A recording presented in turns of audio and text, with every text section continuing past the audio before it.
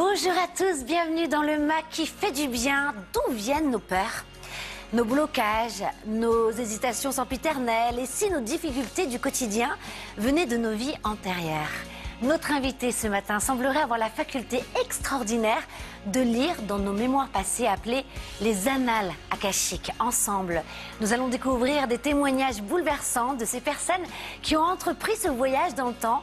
Qu'ont-ils découvert et si nous aussi nous pouvions accéder à ce trésor des mémoires antérieures? Pour en parler, notre papillon de lumière, machine à explorer le temps, Émilie Nicole est avec nous. Comment ça va, Émilie? Ça me fait très plaisir d'être là. Ben nous aussi, dis donc, c'est un thème assez incroyable. Vous aimez le décor? Oui, c'est vraiment ça. Les marches, la symbolique est là. Ouais. Voilà. Les vies antérieures. Et bien sûr, mes fidèles éclaireurs, gardiens des annales de l'émission, c'est Isa et Kevin. Alors dites-moi, vous allez bien? Vous m'avez manqué. Super bien, mais pareil. Alors, est-ce que vous avez une idée de ce que vous pourriez être dans une vie antérieure? Alors moi, j'en connais certaines, dont une où j'ai coupé des têtes. Non, c'est pas vrai. Et si j'ai été... Mais je pense qu'on en a tous coupé finalement si on a eu plein de vies. On s'est amélioré au fur et à mesure. Mais alors, vous allez tout nous dire dans quelques instants, Émilie Nicole. Et vous, un bourreau aussi? C'est un grand questionnement, mais j'ai envie de découvrir un petit peu. Moi, je vois bien chevalier. Ah, ça me plairait bien en tout cas. Ouais. Et je vous vois bien, moi, dans la nature, justement, à faire des potions magiques. Je voyais pas du tout bourreau, moi. Et si, on a tant été bourreau que victime dans nos anciennes vies. En tout cas, je vous le tease un peu quand même, parce qu'à la fin de l'émission, eh bien, j'ai demandé à Émilie Nicole, et ça, vous le savez pas, de rentrer dans une de vos vies antérieures et de savoir qu'est-ce qu'on était tous les trois.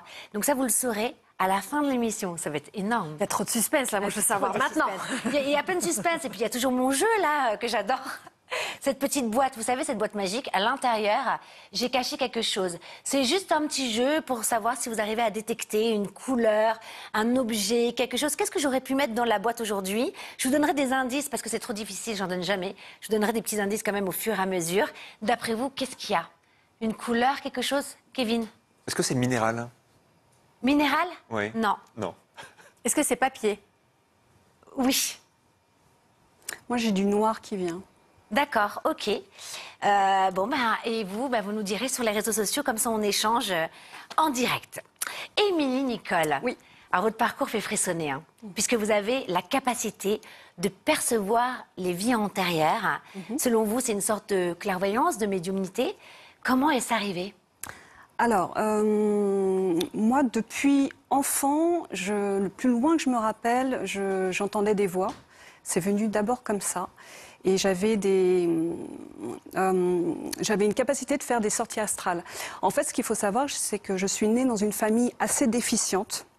Et bien souvent, lorsqu'on est dans une famille déficiente, on a besoin, pour s'accrocher, de s'ouvrir. Et de s'ouvrir à autre chose qui soit un peu plus lumineux. C'est vraiment comme ça que je le sens. Qui soit plus lumineux, plus bienveillant. Et dans ces cas-là, ces capacités se développent pour aller attraper le monde subtil, finalement.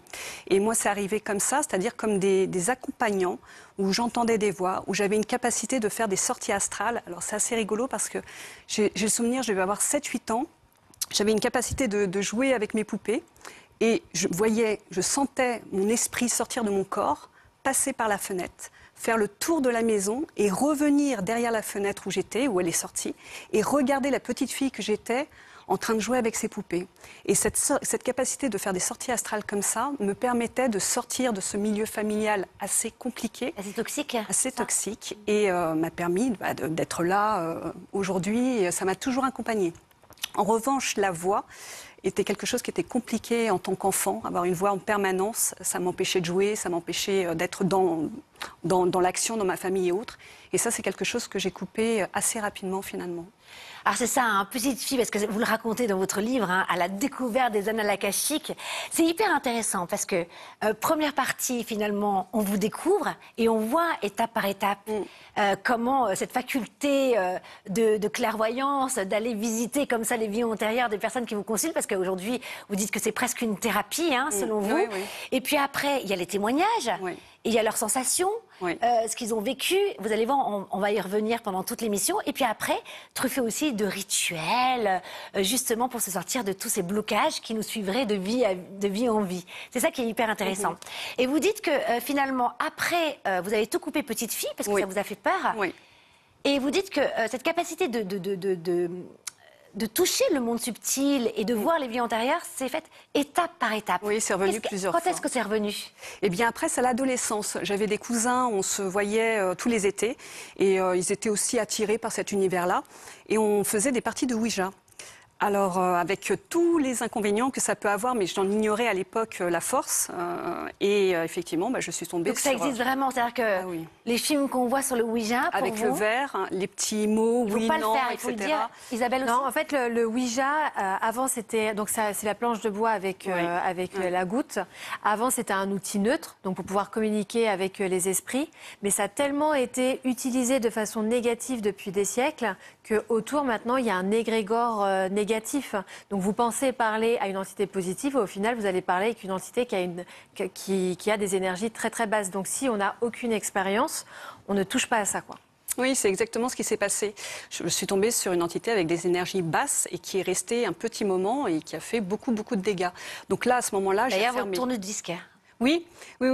J'étais dans ma chambre enfant, donc j'avais une étagère avec les anciens tourne-disques, avec le couvercle en plastique que tout le monde avait à l'époque. Et donc j'étais assise par terre en face, et à un moment donné, le tourne-disque, donc grand comme ça, se met par terre. Vraiment, par terre. Et avec un bruit pas possible. Alors et que c'est plutôt il était sur une lourd. étagère, voilà, bien centré, aucune raison qu'il se soulève pour retourner. Donc plein de choses comme ça. Et donc là, j'ai recoupé à nouveau parce que je ne maîtrisais pas ce qui était en train de se passer. Et c'est revenu une nouvelle fois, à mes 18 ans, où on m'a mis un jeu de cartes dans les Donc mains. attendez, après le Ouija, donc là, vous recoupez tout. Oui. Votre médiumnité, parce que c'est un peu Oui. ça, finalement. Oui, je recoupe Et là, tout. en fait, encore un événement plus tard. Oui, plus tard, à mes 18 ans, où on me met un jeu de cartes, une personne qui tirait les cartes me dit tiens, tu veux essayer? Oui, c'est rigolo, à 18 ans. Et donc j'ai une personne en face de moi et je lui propose est-ce que tu veux que je te fasse les cartes? Elle me dit oui. Et donc moi, je suis vraiment dans une optique de jeu, puisque c'est la première fois que j'ai un jeu de cartes dans les mains. Et donc, je lui fais un tirage comme je pense, comme ça vient tout seul. Et je lui décris, je dis, tiens, c'est bizarre, je vois une petite fille qui rentre là dans une maison, et puis les volets sont fermés. Et puis, cette petite fille, elle ouvre la porte, et là, il y a un drame. Je vois une femme qui a mis fin à ses jours. Et en fait, les larmes coulent sur la personne qui sont en face. Et effectivement, j'étais en train de parler de sa mère. En rentrant de l'école, sa mère a mis fin à ses jours. Et donc, à ce moment-là, encore une fois, je me suis dit, mais je n'ai pas la maturité pour gérer cette puissance-là. Et j'ai tout coupé, à nouveau. Ensuite, eh bien... vous avez 39 ans, il me C'est semble. ça, c'est pendant le Covid. C'est-à-dire que moi, du coup, j'ai monté une carrière professionnelle très, très ancrée. J'ai travaillé dans l'immobilier. Il fallait quelque chose qui me raccroche énormément. Et les maisons, c'était quelque chose qui ancre. Ouais. Et donc, j'ai fait vraiment toute ma carrière là-dedans. Et Covid, et la Covid, tout s'arrête. Et comme beaucoup, on est face à nous-mêmes pendant le Covid, et ça dure longtemps. Et à ce moment-là, je n'avais plus rien à faire, donc j'étais connectée à moi, et tout est revenu en force. C'est-à-dire que petit à petit, jour après jour, j'ai mon audition qui commençait à changer. C'est-à-dire que j'avais cette capacité, par exemple, d'entendre le goutte à goutte d'un robinet à l'étage. J'entendais le bruit des gouttes qui tombaient sur ce lavabo-là. J'avais une capacité de voir une photo et de dire la vie de la personne avant et ce qu'elle allait lui arriver après, sans que je n'en maîtrise ce qui se passait. Que vous dire, j'avais un rapace qui volait au-dessus de la maison. J'étais capable de dire qu'il y a un rapace qui est là en ce moment au-dessus de la maison. Je le sentais. Des choses folles que je ne m'expliquais pas et qui me dépassaient encore. Pour vous expliquer à quel point, je coupais une tomate, je sentais le couteau entrer dans la chair de la tomate. Je la ressentais. Tout était complètement disproportionné. C'est beau parce que finalement, avec cette perception, ça vous permet un plus grand respect finalement pour le vivant, parce que tout vit. Mais tout vit. Et ça, c'est magnifique. Alors, vous avez à ce moment-là donc 39 ans. Je me permets de le dire parce que vous le racontez dans votre livre. Et vous décidez de maîtriser ce don. Et pour cela, vous décidez de faire des formations. La première va être sur le magnétisme, la deuxième sur les annales akashiques. Alors, on va vous donner la définition dans quelques instants. Mais ce qui est intéressant, c'est qu'est-ce qui s'est passé pendant ces formations? Alors, pendant la formation de magnétisme, c'était sur 7 jours. Le 7e jour au matin, le formateur décide de faire un petit atelier sur les annales akashiques. J'avais entendu parler une fois des annales akashiques, mais très brièvement. Et à ce moment-là, donc, il nous demande de nous regarder dans les yeux et autres. Et à partir du moment où je regarde la personne en face de moi dans les yeux, je me mets littéralement en transe. C'était la première fois que ça m'arrivait. Et je savais tout de la vie de chacun. On était 8. Tout ce qui s'était passé avant, tout ce qui allait se passer après. C'était fulgurant. Ça m'a terrassée et ça a duré... J'ai mis au moins 2 heures à me remettre de ça, de toutes ces sensations qui arrivaient... à la fois précise et en masse. Et à ce moment-là, je me suis inscrite à une formation en annales akashiques parce que c'était sûr qu'il y avait quelque chose à creuser là-dedans. Alors justement, à la découverte des annales akashiques, c'est le titre donc, de votre livre. Un terme peu connu et pourtant ancestral. Alors moi, j'étais fan à l'époque des Lobes sans rempart et de la philosophie indienne. Et Akasha, quelle est la signification déjà? Je l'ai oublié, mais ça... Vous l'avez? Oui.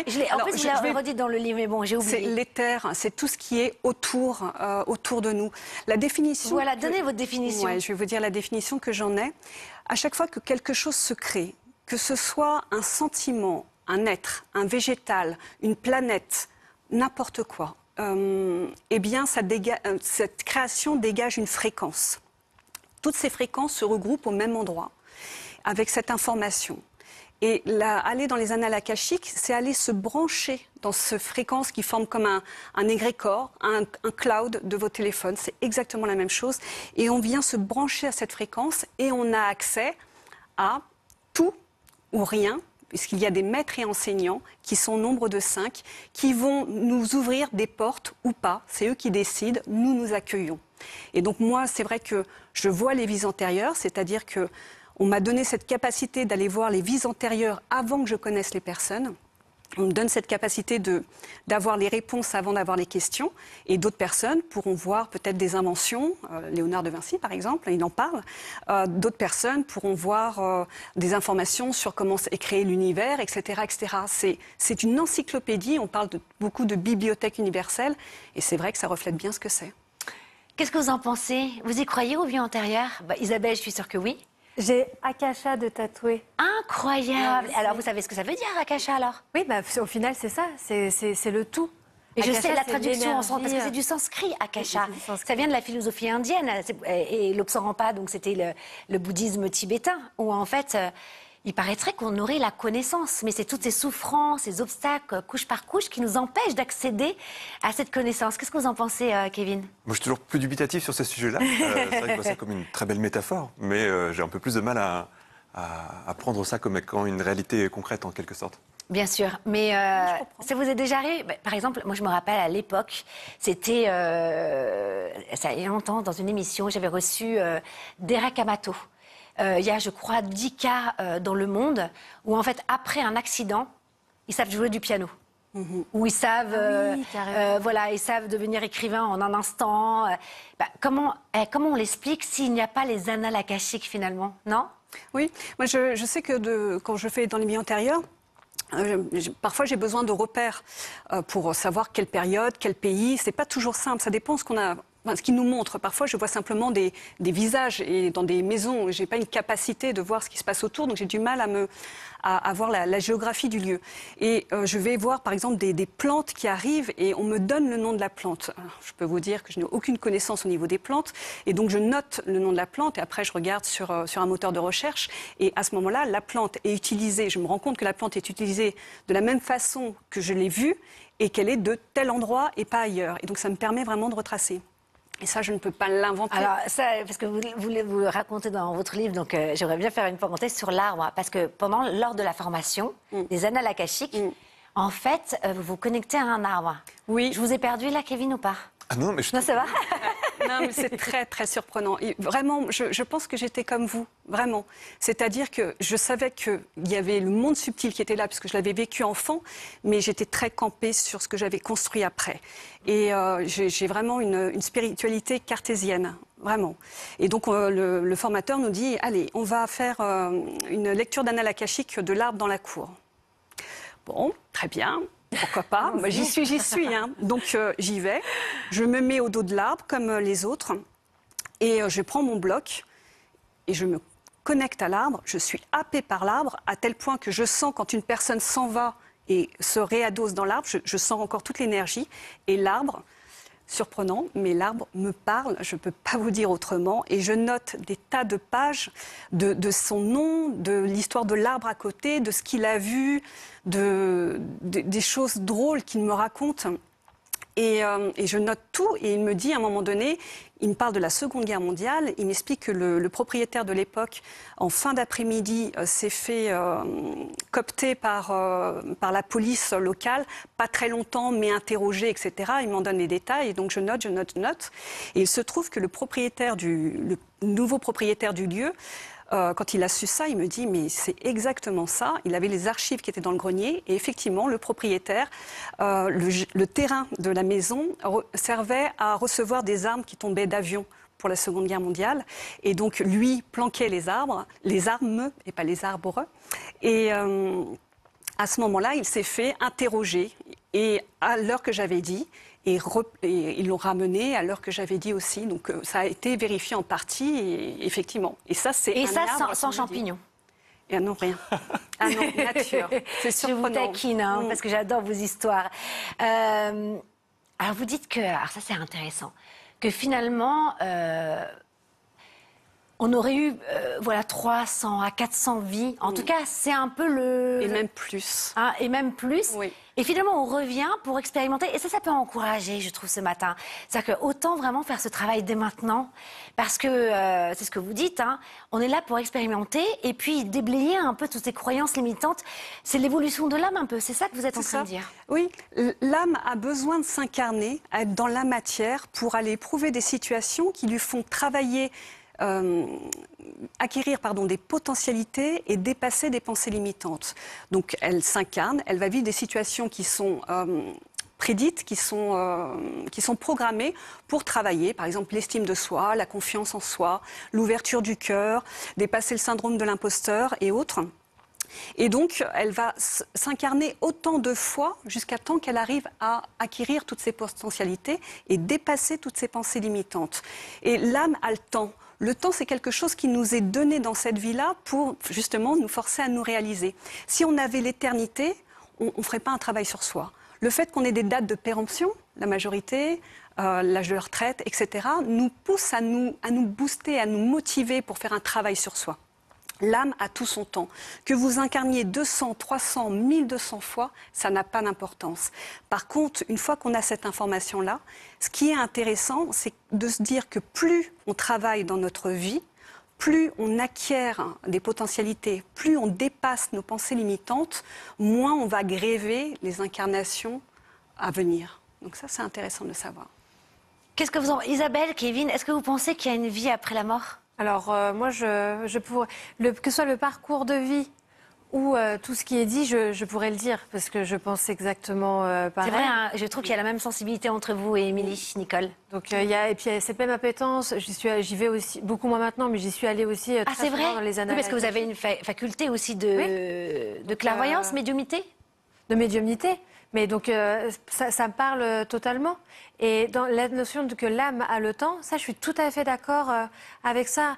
Entre combien on a eu de vie ou combien il nous en reste, c'est intéressant pour dépasser certaines choses. Mais dans l'instant présent, on s'en fiche. On est là, ici et maintenant. C'est ça qui compte. Et après, et là où je mets un bémol, parce que sinon on pourrait vite tomber dans l'hédonisme, l'oisiveté, c'est important quand même de se dire tous les jours... mais même pour les autres aussi, parce que je me rappelle les expériences de mort imminente, comment tu t'es aimé, comment tu as aimé les autres. C'est important d'être quand même dans cette ouverture du cœur. Oui, donc quand je dis l'instant présent, c'est la concentration sur soi, sur qui on est aujourd'hui. D'accord. C'est pour ça Sans se dire on a le temps et je vais attendre plein de vies, et si j'ai envie de passer une vie en fait, dans l'oisiveté, c'est un peu dommage. Enlever la notion de temps de l'esprit. Et être là, je suis ici. Quels sont mes besoins aujourd'hui? Qu'est-ce que j'apporte moi et qu'est-ce que j'apporte aux autres aujourd'hui? Quelles sont mes limites aujourd'hui? Ça permet de se recentrer, de s'ancrer dans l'instant. Après, les annales akashiques, ce qui est intéressant, c'est que ça permet de mettre des mots sur parfois des blocages ou même des appétences, qu'on parle toujours de négatif, mais il y a beaucoup de positifs. Oui, exactement. Ouais. Des appétences, des passions, où on ne comprend pas et on peut avoir des pistes de réflexion dans les annales akashiques. Ouais. Kevin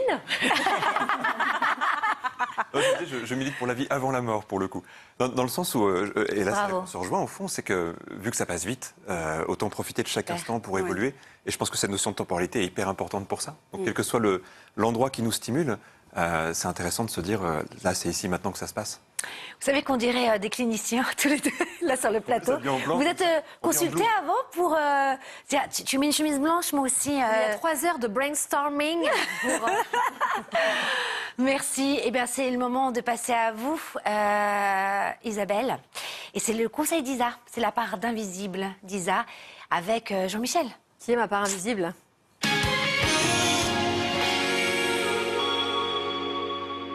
Ça se trouve, c'était vous dans une autre vie, hein. Jean-Michel, Vous êtes bien amélioré, hein. Regardez. Salut, c'est Jean-Michel. Apparemment, les couleurs ont un pouvoir. Voyons ça. Le rose pour l'amour. Ça marche pas. Jaune pour la joie. Qu'est-ce qu'on se marre. Foutu pour foutu. Je les mets toutes. Ça ne marche pas. C'est quoi cette histoire du pouvoir des couleurs? Moi, je l'adore, Jean-Michel. Vous savez que, parce que je vous le dis, Isabelle m'envoie en fait tout le temps ses vidéos avant pour que je regarde un peu. Je me le suis mis en boucle, je crois, tellement ça me fait rire. Mais je vous adore. mais, donc, moi, quand je l'ai fait, bon, quand j'enregistre Jean-Michel, gardons le mystère, il existe, il n'existe pas. Si je rigole pas après le montage, je l'envoie pas. C'est ça. Si j'arrive à me faire marrer, ça va alors, on a tout gagné. Ça, Et si je me marre pas, je demande à Isabelle de le refaire. Exactement. Et des fois, ça peut arriver 25 fois. Non, c'est pas vrai. Jamais. Non, jamais. On va parler des couleurs. Bon, là, on est vraiment dans une... Très coloré. Très, très coloré, on a fait le maximum qu'on pouvait. Mais les couleurs, elles ont une énergie et elles ont un pouvoir. Donc il y a toute la psychologie des couleurs. Avec la couleur, on peut être dans la manifestation, c'est-à-dire qu'on peut se concentrer sur des choses qui sont importantes pour nous. Mais également, les couleurs, elles peuvent être une forme de guide parce qu'elles peuvent nous envoyer des messages. Que ce soit une couleur qui va nous marquer ou lors de nos méditations ou lors de nos rêves. Les couleurs, elles sont interprétables. Donc, je vais vous proposer un exercice, pas du tout cartésien. Parfait, ça me plaît. Alors, Où je vais vous inviter, alors que ce soit vous en plateau, mais également les téléspectateurs. Alors, juste avant, si actuellement il y a une couleur qui vous passionne, c'est laquelle? Parce que ça dit les annales akashiques disent des choses sur vous, mais les couleurs aussi. Ah oui, je vous mets un coup de pression. oui, Gratos. celui qui m'est venu comme ça, sans Ouais. réfléchir. Moi, c'était jaune. Moi, c'est rose. Moi, c'est alors soit jaune, soit vert. On décide. Allez, jaune. Eh ben c'est marrant parce que moi j'ai un le pantalon. confière. Attention, je vais Mais oui, essayer c'est de vrai. faire quelque chose. Voilà. Donc le rose c'est la douceur et le jaune c'est tout ce qui est en lien avec la joie. Donc on se retrouve en plus. Ah bah oui, on se retrouve, est c'est très pour loin. ça. Et on vous retrouve aussi, hein. Donc fermez les yeux s'il vous plaît, évidemment sans vous commander. Vous aussi, hein, choisissez une couleur et fermez les yeux. Non, alors pour l'instant je ne choisis non. pas la couleur. Ah d'accord, pardon. Je ne spoil pas. Pardon. Donc je vous invite à fermer les yeux et à vous poser une question à vous-même. Une question qui est importante par rapport à votre vie personnelle, professionnelle, vraiment comme vous le souhaitez. Et vous allez laisser venir à vous, ensuite, après avoir posé la question, vous allez laisser venir à vous une couleur. Donc ça peut être le bleu, le orange, le rose, le rouge, le jaune, le vert, le noir ou le violet. Laissez venir à vous cette couleur-là, naturellement, sans chercher à contrôler, en toute confiance. Et lorsque c'est terminé, eh bien, vous pouvez ouvrir les yeux. Il y avait bien le rouge, hein, c'est ça. Oui. Vous avez vu le rouge? Ouais. J'ai vu rouge. Violet. Violet? Moi, c'était beige, alors j'imagine que ça reste jaune. Non mais Kevin, sérieux là. Beige. Mais Ça, vous n'êtes pas balance, vous n'êtes pas poisson, vous êtes balance. Poisson. Alors, si vous avez vu le bleu, donc là, on ne l'a pas en plateau, mais pour les personnes qui nous regardent, D'accord. le message à la question, c'est « Fais confiance en tes capacités personnelles pour réaliser ce que tu souhaites ». Le orange, c'est « Fais preuve de patience, ton impatience peut te bloquer ». Le rose, laisse-toi guider par l'énergie d'amour, cela va t'apporter une très belle réussite. C'est vous, Émilie Nicole?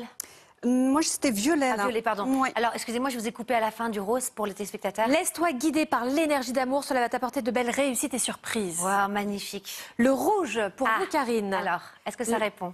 La colère perturbe tes projets, ton rythme est trop rapide, apaise tes énergies. Ah là là. Ok.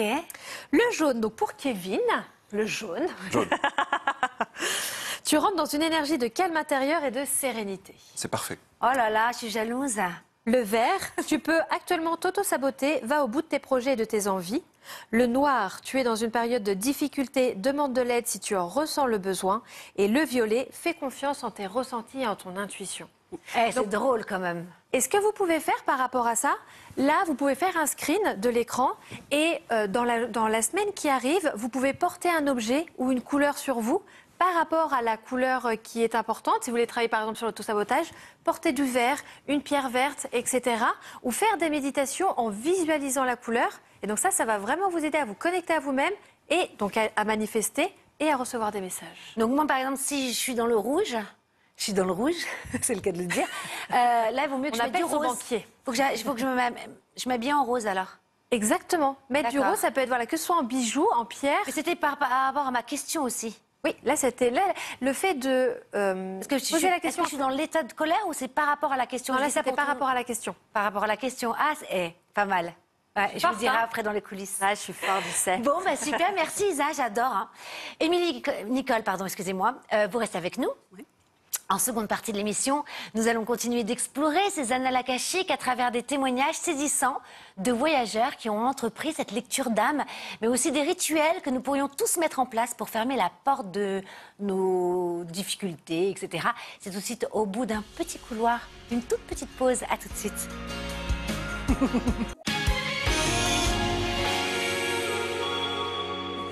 Bienvenue dans le MAC qui fait du bien. Merci à tous ceux qui nous ont rejoints. Avez-vous déjà entendu parler des annales akashiques? Cette bibliothèque universelle qui contiendrait le livre de chaque âme.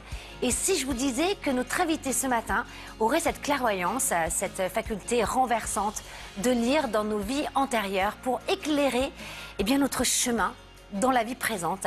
Sur ce plateau, Émilie Nicole nous propose un grand voyage dans le temps afin de se libérer de certains blocages qui viendraient non pas de cette vie-ci, mais de nos vies antérieures.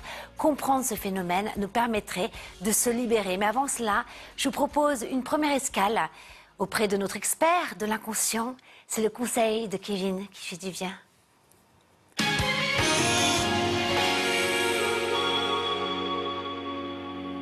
Alors Kevin, qu'est-ce qu'on fait aujourd'hui? Je vous ai préparé un petit sujet assez joyeux. On va parler des pervers narcissiques. Ah, Ça fait envie comme ça le génial! matin. Alors, on va parler un petit peu de cette notion qu'il y a eu un fort effet de mode autour de ça. Mais surtout, l'idée, ça va être d'essayer de les repérer et puis de voir comment s'en protéger dans certains cas. Est-ce que vous avez déjà eu des relations dans lesquelles vous avez senti qu'il y avait chez l'autre des comportements qui pouvaient ressembler à des pervers narcissiques, justement? En tout cas, c'est vrai que je trouve que c'est un mot qui est devenu un peu galvaudé. Où dès qu'il y a une personne avec qui on a un problème, il devient vite dans ce schéma, voilà, on le fuit et pervers narcissique. Donc, je fais beaucoup attention à ça. Oui, en tout cas, j'ai rencontré des personnes qui avaient une âme un peu froide. Hein? En fait, Isabelle? Oui, mais comme je trouve que ça peut faire écho à sa propre froideur à soi. Donc, rencontrer des personnes très blessées qui avaient comme technique la manipulation, oui. Pervers narcissique, non. Oui, moi, je suis un peu comme Isabelle. Des personnes blessées qui ont besoin d'une maîtrise totale sur l'autre et du coup qui verrouillent tout, oui. De là à mettre le mot de pervers narcissique, je ne suis pas qualifiée pour. Alors en effet, parce que ça reste quand même très très rare, mais il y a des échelles quelque part, avec des personnes en effet qui ont quelques tendances qui peuvent quelquefois être un peu nocives dans les relations. Alors ce que je vais vous proposer, c'est une sorte de grand qui-est mental. Vous voyez ce jeu avec, où on a plein de visages? Qui est le on pense pervers à narcissique? toutes ces personnes qui sont importantes. Qui est Charlie? Qui est Charlie, exactement. Et puis, je vais vous donner un peu les traits caractéristiques des pervers narcissiques. Et puis, comme ça, on enlève un petit peu toutes les personnes qui ne le sont pas. S'il reste quelqu'un à la fin, et si c'est la personne avec qui vous êtes, eh bien, il va falloir se protéger un petit peu. D'accord. Ça ne serait pas de chance, pour le coup. Ok, donc on peut tous jouer, même ceux qui nous regardent. Exactement. Ok, génial. L'idée, en fait, c'est d'avoir quelques traits de personnalité qui ne sont pas exhaustifs, mais qui permettent de trouver un petit peu quels sont les indices qui permettent de savoir qu'une personne pourrait un peu avoir cette tendance-là. Alors, en effet, vous l'avez dit, souvent, ce sont des personnes qui ont un besoin d'hyper-contrôle. Donc déjà, on peut regarder autour de nous si on connaît des gens qui sont dans l'hyper-contrôle, mais qui veulent aussi nous contrôler, dans certains cas. Je ne sais pas si vous avez des personnes comme ça autour de vous. Ce sont des personnes aussi qui s'arrangent beaucoup avec la réalité, qui peuvent dire une chose et puis une autre, qui peuvent beaucoup changer, et même quelquefois avoir des visages très différents selon l'endroit où ils sont, ce qui crée même des dysfonctionnements ou des sensations quelquefois de non-continuité chez la personne. Pareil, je sais pas si Intéressant. Et puis c'est une forme de déstabilisation de l'autre, à avoir peut. plusieurs masques. Exactement, et puis c'est aussi des personnes qui cherchent tout le temps à plaire quelque part, donc elles peuvent avoir des masques assez différents. Autre caractéristique, c'est des personnes qui cherchent à vous isoler. Et ça, c'est une chose qui est même assez importante, parce que c'est ce qui va créer de la détresse psychologique. Est-ce que voilà, vous avez ressenti chez certaines personnes un besoin de vous isoler de vos amis, de votre famille ou des choses comme ça? Plus maintenant, non. Je l'ai vécu, mais il y a très longtemps. Mais oui, ça me parle énormément. Ok. Moi, je me suis isolée toute seule de ma famille, donc non, je ne suis pas Oh, concernée. Émilie volontaire, c'est autre Nicole. Ah non, mais c'est pas du tout pour faire la moyenne. Non, mais à un moment donné, c'est... Comment dire bref, je me suis isolée toute seule de ma famille pour pouvoir créer autre chose. Oui. Donc c'est vous aviez plutôt besoin, bienveillant. C'était urgent, finalement. Oui, oui, c'était Ah oui, je sais. voulu, assumé. Très Quand bien. c'est un besoin qui vient de soi, c'est même Oui, oui. il faut bien Oui, oui. l'écouter. Complètement. Là, c'est vrai que les pervers essayent de créer ça pour justement prendre de l'emprise sur quelqu'un. Alors, il y aurait d'autres paramètres, mais un dernier, c'est que ce sont des personnes qui prennent jamais leurs responsabilités, qui se posent très souvent en tant que victimes. Elles n'ont pas de chance, elles sont jamais au bon endroit, jamais au bon moment. Et au bout d'un moment, on se dit, tiens, il y a quand même quelque chose qui cloche parce que la personne n'est jamais responsable de rien. Alors déjà, s'il y a ces traits de caractère, ça donne une petite alerte. Donc je ne sais pas si vous pensez à des personnes qui peuvent avoir ces caractéristiques, mais la question qu'on pourrait se poser, c'est comment s'en protéger. À votre avis, quelles sont les choses qui permettent de se couper ou en tout cas de se protéger de ces comportements-là? Le parpaing. Le parpaing, exactement. Bah, ça dépend si c'est dans la famille, par exemple. Quand on est un enfant et qu'on vit ça, qu'est-ce qui se passe? Bah, oui, là, c'est Exactement. intéressant pour les personnes qui nous regardent. Parce que souvent, le conseil qu'on donne, c'est de couper la relation. Alors quand c'est possible, évidemment, c'est bien. Et oui, Mais quand il y a on des peut cas, pas. quand Par c'est exemple. professionnel, quand c'est très proche Voilà. dans la famille, quand c'est un conjoint, alors évidemment, là, c'est déjà un peu plus facile, mais c'est pas toujours si facile que ça. Ouais. En fait, il y a des éléments préventifs parce que souvent, les pervers, ils repèrent des gens qui sont assez sensibles, qui sont assez fragiles, même quelquefois. Et moins on montre ces signaux-là, moins on va être la proie de ces personnes-là. Première chose, ne jamais s'isoler. Dès qu'on est avec une personne qui cherche à nous isoler, au contraire, on va créer plus de contacts, on va essayer de prendre d'autres regards. Deuxième chose, les pervers, en fait, ils ont souvent eu des victimes avant. Donc, quand les proches de ces personnes-là se posent des questions, nous mettent un peu en garde, c'est pas forcément de l'écouter, mais en tout cas d'être un peu vigilant à ça. Et puis, très souvent, en fait, c'est retravailler sur son estime de soi. Parce que le principal point d'attaque des pervers, c'est d'alléger sur un peu les failles par exemple de confiance ou d'estime. Et regonfler son estime de soi, c'est la meilleure façon pour se couper et se protéger de ces types de comportements. Super, hyper intéressant. Hein. Merci, Kevin. Eh bien, on va continuer tout de suite avec vous, Émilie Nicole. En première partie, hein, on a découvert un petit peu, on a exploré un peu ces étapes de votre vie qui vous a amené aujourd'hui à être officiellement une lectrice des annales akashiques, puisque vous avez la faculté de lire dans les vies antérieures. Et d'ailleurs, c'est tout le sujet de votre livre, hein, à la découverte des annales akashiques. En quoi consiste, on pourrait d'ailleurs vous appeler McFly, en fait, finalement, puisque vous voyagez dans le temps, c'est vrai. En quoi consiste votre travail? Une personne vient vous voir, parce qu'aujourd'hui, c'est un travail, lectrice des annales akashiques. Oui. Elle vient vous voir, elle vous demande une consultation. En quoi consiste votre travail et comment vous l'aidez, en fait? En général, les personnes qui viennent me voir, ce sont des personnes qui ont déjà fait des divers travaux, thérapies, sur leur blocage dans leur présent, dans leur vie, dans ce qu'ils vivent. Et malgré tout, il y a des choses qu'ils n'arrivent pas à dépasser. Ils ont beau faire beaucoup de thérapie, il y a des blocages qui ne s'expliquent pas. Et en fait, la consultation, quand j'en faisais, j'allais dans les annales akashiques avant de connaître, de parler avec cette personne-là. C'est-à-dire que j'ai juste le nom et le prénom, et je ne demande rien d'autre, et je vais dans les annales akashiques. Donc ça veut dire la personne vous appelle au téléphone? Même pas. Elle prend rendez-vous, j'ai son nom, j'ai son prénom, c'est tout. J'ai aucun contact téléphonique, je ne sais pas pourquoi elle m'appelle, et je vais faire une lecture dans les annales akashiques sans rien connaître Avec sa d'elle. permission? Oui. Ah oui. À partir du moment où elle prend rendez-vous, c'est que j'ai sa permission. Bien sûr. Donc à ce moment-là, j'y vais. Et vient à moi un film, littéralement un film. J'ai des scènes, des personnages, je les vois, je connais tout de leur psychologie, un peu comme une clé USB que vous mettez dans un ordinateur et ça met un flot d'informations d'un coup. C'est exactement comme ça. J'ai des informations, c'est-à-dire que la vie antérieure me parle du personnage de la vie actuelle, me donne des détails du personnage de la vie actuelle. Les maîtres et enseignants, j'en ai parlé tout à l'heure, les gardiens des akashas, me parlent des points qu'elle a à travailler et m'expliquent pourquoi elle a tel blocage. Souvent, en fait, oui, souvent, dans les vies antérieures, il peut y avoir des traumatismes, il peut y avoir des très très belles choses. Mais évidemment, moi, je vais travailler sur ce qui ne va pas. Ce qui va bien, tout est OK, il n'y a rien à dire dessus. Et donc, il peut y avoir des traumatismes dans les vies antérieures qui créent une mémoire, qui nous grève, et qui passe d'incarnation en incarnation et qui va nous provoquer une forme d'attitude qui est parfois défavorable à notre vie, ou des peurs, des pensées limitantes, etc., etc. Et donc on me montre ces pensées limitantes et on m'explique pourquoi il a ces pensées limitantes en me montrant des points de sa vie où il a eu quel traumatisme, etc. Et je note tout. À la suite, j'appelle le consultant. Sans rien lui dire, je lui dis tout ce que j'ai vu. C'est 3, 4 pages, 5 pages, les détails et autres, parce que chaque détail peut être important. Par exemple, une personne qui se fait poignarder, je vais lui dire, vous avez une tache de naissance ici, il a une tache de naissance ici. Vous voyez, chaque détail compte. La marque vie après vie, quoi. Oui, c'est assez surprenant. Et donc, je lui explique ses pensées limitantes, il me dit qu'effectivement, il a tel point, et d'où ça vient. Et en fait, à partir du moment où il a cette information, qu'on ne peut pas contrôler, somme toute, eh bien, ça lui parle. Il vibre, il comprend. Il a donné les mêmes prénoms à ses enfants. Il a choisi le même métier. Ça peut.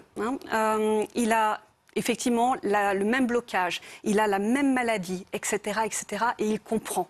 Ou il a eu la même attitude avec les mêmes typologies de partenaires et autres. Et il est bloqué dans les mêmes situations. Oui, parce que ce qui est important, c'est que vous dites que souvent, on vous amène dans la vie antérieure qui est importante sur le moment pour la personne dans sa vie présente. C'est-à-dire que c'est un blocage qu'elle a encore apporté. Oui. Parce qu'en fait, finalement, vous le disiez, on a 300-400 vies ou peut-être même plus. Mais finalement, c'est la vie qui est importante pour sa vie présente. Oui, c'est celle qu'il doit comprendre, qu'il doit connaître pour dépasser sa pensée du moment. Une fois qu'il aura travaillé dessus, peut-être que je peux faire d'autres lectures akashiques, j'aurai d'autres choses. Mais à ce moment présent, c'est celle-ci qu'on apporte à moi parce que c'est celle-ci qui est importante et qui explique son blocage. Et ce qui est intéressant, c'est que de temps à autre, j'ai des personnes qui me disent « mais moi, je ne vous appelais pas pour ça ». Et finalement, c'est exactement ça. C'est-à-dire que souvent, on m'appelle pour la conséquence. Et moi, je donne l'origine.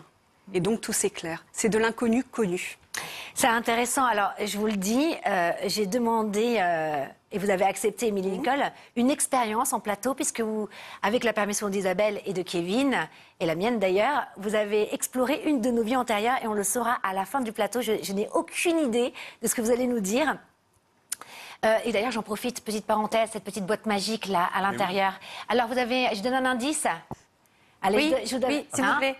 Est-ce que vous avez deviné à peu près une image, quelque chose? Vous avez dit noir, Émilie Nicole. Papier. Une carte? Voilà. Oh oui, c'est une carte. Voilà, c'est l'indice que je voulais donner. C'est une carte à l'intérieur. Maintenant que vous savez ça, essayez de voir quelle est la carte qui pourrait y avoir à l'intérieur. Une idée? Passe Navigo? Non. Ah non, je parlais d'une carte de jeu. Hein, je vous aide un peu. La question, une dame de cœur. Non. Moi, j'ai du pique. D'accord. Moi, je vois le 8. Non plus, perdu. Alors vous avez encore quelques minutes pour... Et n'hésitez pas à nous le dire sur les réseaux sociaux, voir si vous avez trouvé ou pas. Alors je le disais, à la découverte des annales akashiques, c'est le titre de votre livre, où on retrouve aussi beaucoup de témoignages. Et aussi votre analyse, mais aussi le résultat et comment ça a pu, l'impact que ça a pu avoir dans leur vie. Est-ce qu'il y a un des témoignages qui vous a le plus bouleversé et... mais qui a été vraiment salvateur pour la personne qui est venue vous consulter? Alors, dedans, j'ai mis ce qui m'a le plus bouleversée dans ce livre. Mais j'en ai d'autres en réserve et je vais vous donner plutôt un qui n'est pas dans le livre. Je fais donc pareil, le même système, j'ai juste le nom et le prénom, je ne connais pas la personne et j'ouvre ces annales akashiques et vient à moi une scène où nous sommes au XIVe siècle et c'est un petit village, un petit hameau. Et ce petit hameau se fait dévaster par une horde de soldats et une femme, celle qui correspond à la vie antérieure de la personne que je vais avoir après, se fait agresser... par plusieurs soldats et il y a de nombreux morts dans le village et elle est grièvement blessée. Et elle trouve refuge, le village est dans une clairière, il y a un bois qui est juste à côté. Elle trouve refuge dans ce bois et elle y reste en attendant que tout le monde parte et que ce soit sécure. Sauf que le traumatisme étant tellement important qu'elle n'arrive plus à ressortir de ce bois-là. Et elle y passe 6 ans et elle meurt au bout de 6 ans de difficultés liées au froid, liées au fait de vivre dans le bois. Bon, donc j'ai cette information. Évidemment, il y a d'autres choses qui me sont dites. En fait, ils me disent qu'elle est agoraphobe. par rapport à cette situation-là, il me donne des clés, parce que c'est ça qui est intéressant, c'est-à-dire que les maîtres et enseignants me donnent des clés qui vont lui permettre de dépasser cette peur-là. Et c'est des clés que je donne dans ce livre. Et j'appelle en visio la consultante, et je vois derrière, ça me marque tout de suite, du lambris partout autour d'elle. Incroyable. Oui. Et en fait, je lui raconte... redessiner sa forêt, quoi. Elle s'est abritée, exactement. Elle s'est protégée. Et ce qui est intéressant, c'est que donc je lui raconte l'histoire. Effectivement, elle est agoraphobe. Effectivement, elle a eu le même genre de problème étant enfant et tous les dégâts que ça peut créer. Et donc, au moment où je lui dis, ça s'éclaire. Et je lui dis, mais le lambris, vous l'avez mis? Elle me dit oui. J'en ai mis partout, même dans mes toilettes. Elle en avait mis partout dans sa maison. Elle s'était fait sa protection. Et elle ne pouvait pas sortir de cette maison-là. Et donc, on a terminé la séance, je l'ai laissée là-dessus.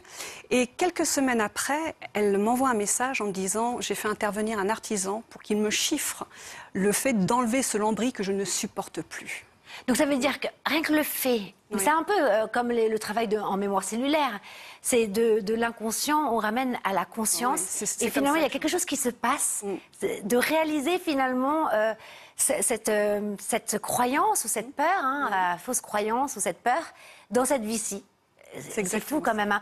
On va faire une petite parenthèse parce que il y a la question du téléspectateur chaque semaine. Cette semaine, eh bien, c'est oh, j'ai oublié son prénom. J'ai oublié. C'est Samuel. Voilà, c'est Samuel. On l'écoute. Il est absolument adorable. Bonjour le Mac qui fait du bien. Je m'appelle Samuel. On va bientôt changer de saison. Quel serait le conseil de vos super chroniqueurs et de Karine, notre fleur préférée, pour ne pas rater ce cap du printemps et son appel au renouveau? Voilà. Ah là, qu'est-ce que c'est mignon. Merci Samuel. Hein. C'est une bonne question finalement. Est-ce que quelqu'un veut répondre à ça? Isabelle, Kevin? L'arrivée du printemps, en plus, ça signe l'arrivée dans l'énergie pendant un mois du bélier. Donc là, on a hiberné pendant l'hiver, on sort, on se bouge, on y va quoi. Alors on se bouge, pas dans l'injection de la performance, mais on se bouge, déjà on danse, voilà, on se remet dans l'énergie du mouvement et puis surtout dans l'énergie d'action. Let's go, c'est quoi tes projets? Comment tu peux le faire? Arrête de penser pourquoi, comment, etc. T'y vas. Là, on y va, là, maintenant. Voilà, et je fais une petite parenthèse, que c'est tellement joli à l'antenne, parce que j'ai les retours. Vous n'êtes pas concertés, vous êtes tous les deux en chemise blanche. On dirait deux anges qui sortent du paradis. Non, mais c'est incroyable. Je me dis qu'il y a pas... Vas-y, t'enlèves Non, il y a pas de hasard dans la vie. Il n'y a pas de hasard, il vous manque l'auréole. Mais sinon...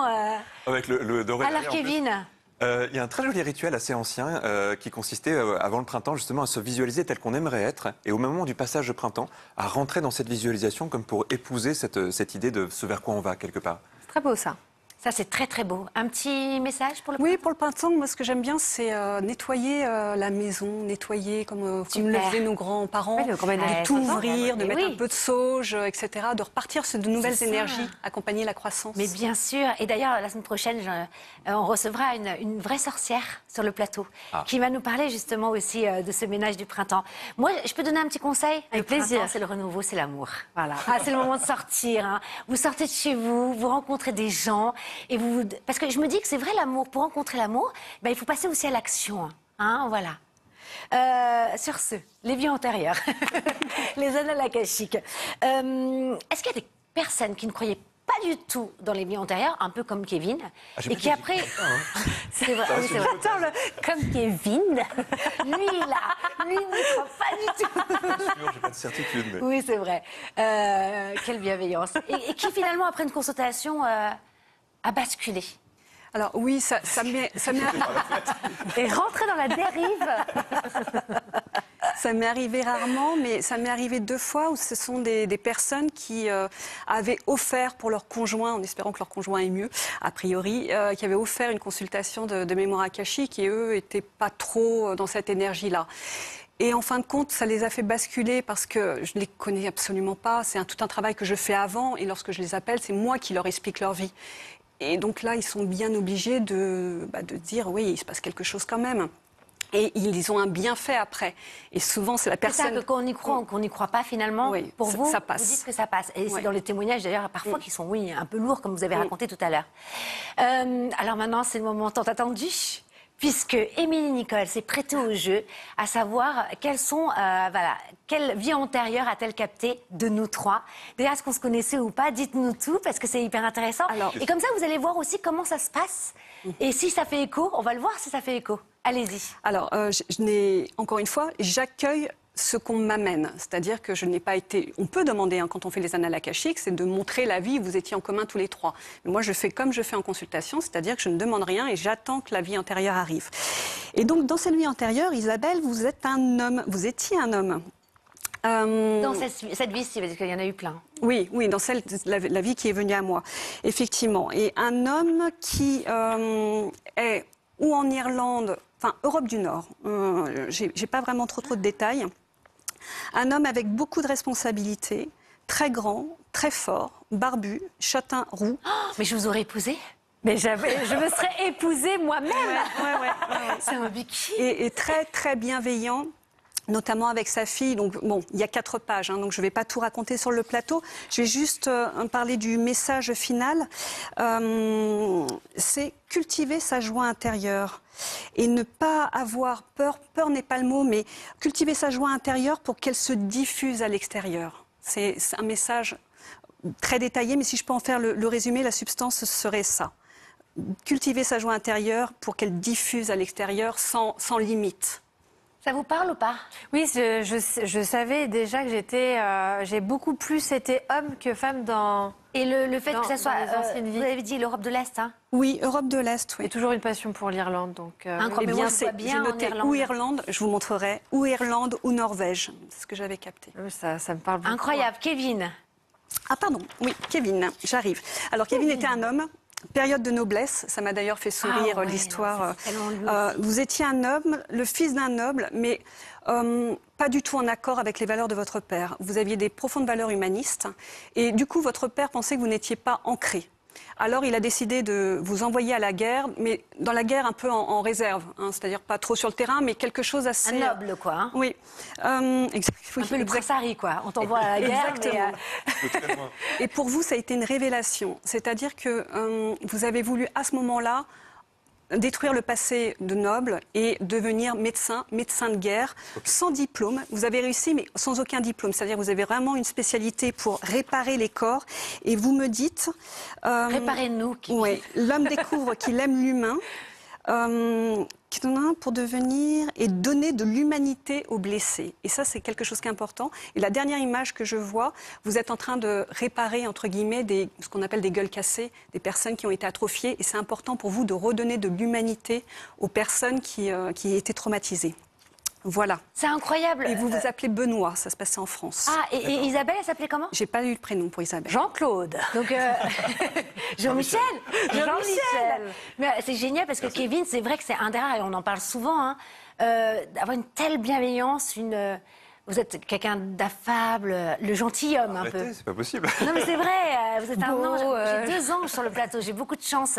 Bon, ça vous parle ou pas? Écho ou pas écho? J'aime beaucoup et ça me parle aussi. Moi aujourd'hui, je travaille plus sur le psychisme que sur le corps, mais avec cette intention-là, donc oui, ça me parle bien sûr. Mais tu répares, toi, c'est réparer la gueule cassée des êtres. Oui. Là, tu réparer l'inconscient cassé des êtres, tu vois? Oui, la partie moins visible, mais avec cette intention-là, oui.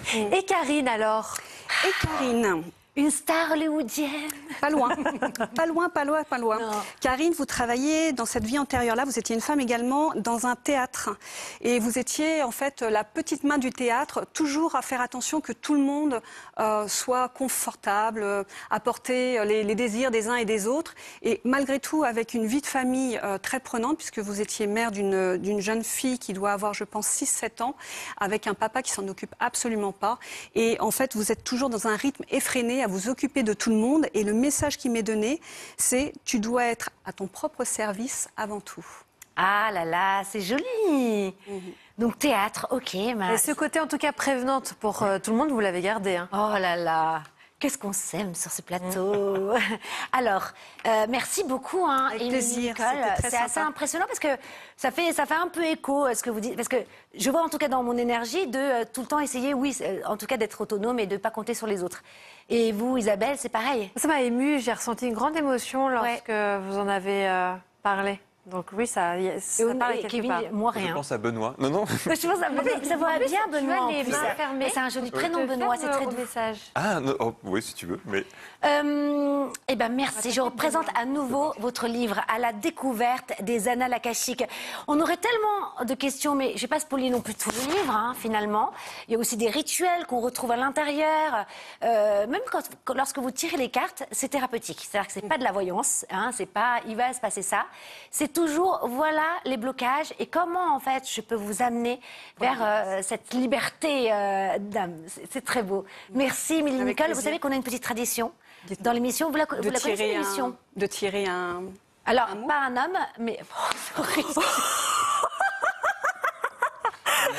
Et voilà, le zapping, Karine. C'est horrible. Donc on tire un petit bout de papier. Oui, c'est ça. Plus simplement. Isabelle. Merci. J'ai honte. Je suis trop à l'aise. J'ai oublié qu'on était devant des caméras. Oh là là. En plus, c'est pas moi. Allez-y, lisez. Alors, n'hésitez pas, si vous voulez nous envoyer votre petite phrase qui fait du bien. Nom d'auteur, tout ça. Je revois la scène en boucle, là. Je crois que je vais pas en 3 semaines, elle va revenir dans ma tête. J'y vais. Allez.